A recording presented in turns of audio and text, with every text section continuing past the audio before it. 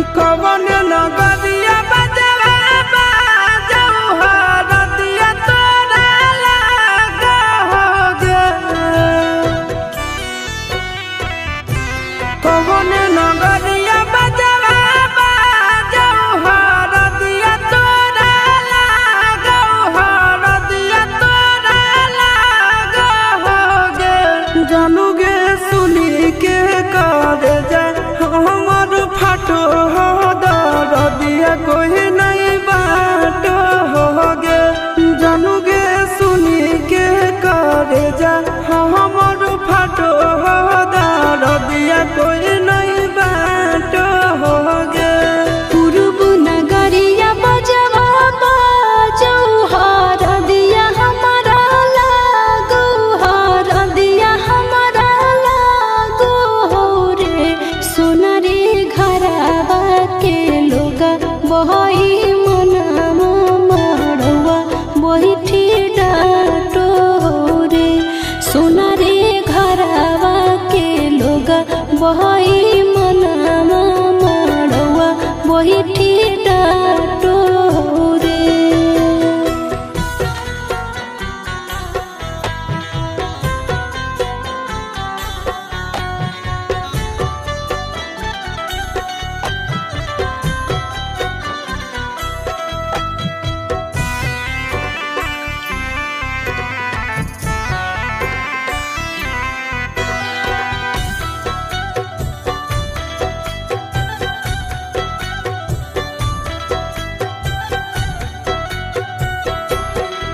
हद जखनी ढराई जैतौ तोर शंखा बनिया, हो जैतै खत्म हमर प्यार के कहानिया।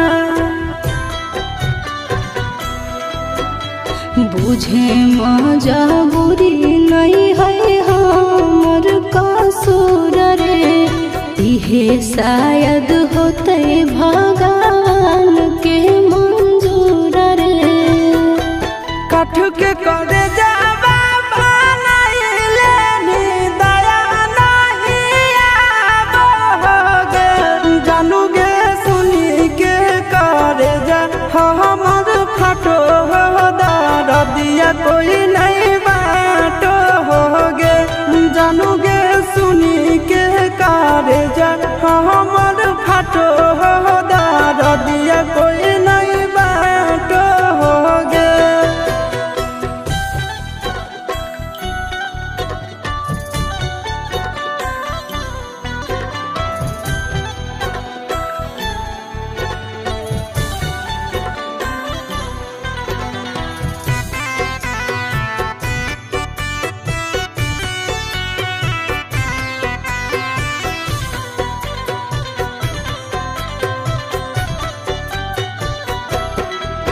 आगे तोरे नाम धड़को है दिल के धड़कनवा। मंगिया भरते चली जइबो सामसनवा।